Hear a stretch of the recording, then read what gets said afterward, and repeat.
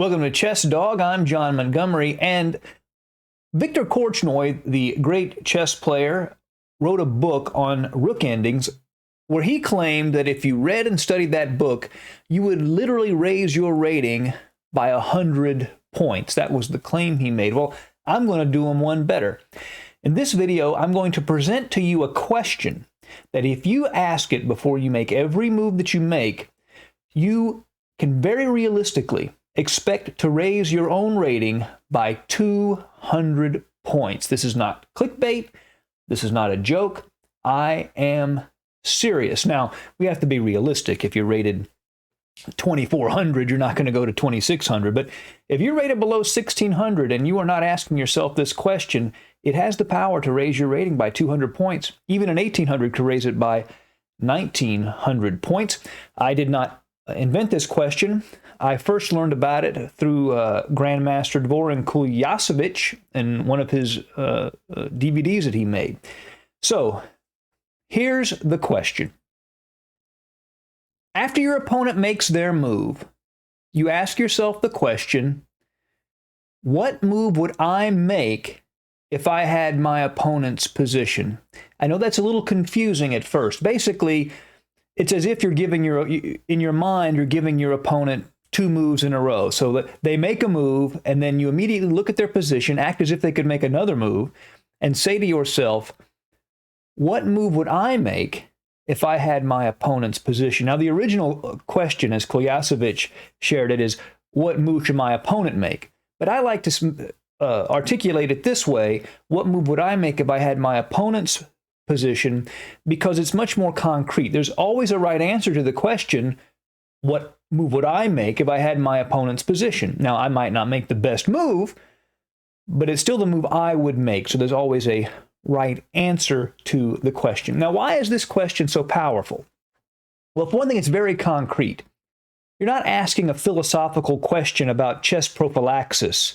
What does my opponent want to achieve here? These kind of broad questions. It's very practical. Okay, here's the position. What move would I make here? There's always a right answer to the question. Whatever move I would make is the right answer to the question, even if, again, it's not the best move. And the most important element of this question is it eliminates what is by far the main reason that players under 1,800 lose in chess, which is they make a blunder, they make a mistake, they miss one of their opponent's opportunities. How many times have you lost a game or seen someone lose a game and go, oh, I missed that, I can't believe it, oh, how did that happen? Well, this question if asked, when your opponent moves, what move would I make if I had their position, eliminates that as a problem. Now let's take a look at some concrete examples so we can see the question in action so it makes a little bit more sense. Okay. Let's look at the basic, what's known as the scholar's mate. I'm sure many of you know this. Let's assume we have the black pieces. After e4, e5, bishop c4, and knight to c6 is played. So let's say our opponent plays the move queen to h5. And we see this, maybe our intuition, if we're unfamiliar with the trap, is to go ahead and play the knight to f6. We're developing a minor piece. We're attacking the queen on h5. That makes a lot of sense.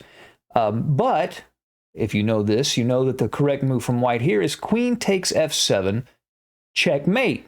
White wins. Knight f6 is a blunder here. But what if we applied this question?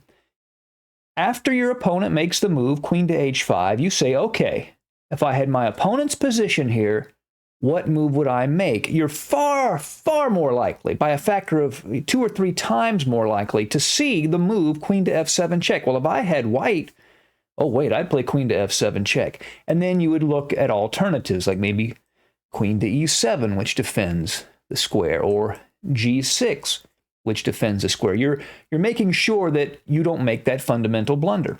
And this also works, by the way, in strategic positions as well. Let's take a look. So here, let's say white plays e4 and black plays c5, the Sicilian. After knight f3, d6, d4, cd4, knight d4, knight f6, knight c3, a6. And we have the knight or Sicilian on the board. White plays bishop e2, the sort of the classical line. After e5, white plays knight to f3. Not the most commonly played move. Knight to b3 is more common, but play knight to f3. And you ask yourself, with the black pieces, we can flip the board here. You ask yourself with the black pieces, what move would I make if I had white? And if you have a little more familiarity with this structure, you realize there's a battle over this d5 square. So you may come up with the idea of playing bishop to g5 and capturing this knight. So as black, you say, that's what I would play if I had white. So then in response, you play h6 to stop that bishop from moving to g5. And this is a good move. It's the second most commonly played move in this position. And you would have come up with a very good strategic move by asking the question, what move would I make if I had my opponent's position? Let's say that instead of bishop to e2, they play bishop to e3, the English attack. e5, knight b3, bishop to e7. So let's say you have the white pieces. Flip again. And you've just made, your opponent has just made the move bishop to e7. And you say, okay, black's made the move bishop to e7. What move would I make if I had the black pieces? And you realize that this knight moving to g4 would be a very annoying move, and you don't want that. So you decide to play f3. You keep the knight out of g4, and you strengthen the e4 square. Well, that's the main move in the position. So let's say after f3, bishop to e6,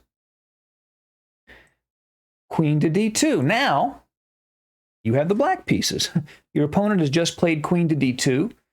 You ask yourself a very fundamental question. You say, well, okay, my opponent just played queen to d2. What move would I play if I had the white pieces? And you begin to worry. g4, g5 could come very quickly. So you decide to play h5, stopping that pawn move. Because you want to stop the move, you now see what your opponent's trying to do. And h5 is a very commonly played move here. Now, it's not the only one. I think it's the fourth most likely option, but it is one reasonable option.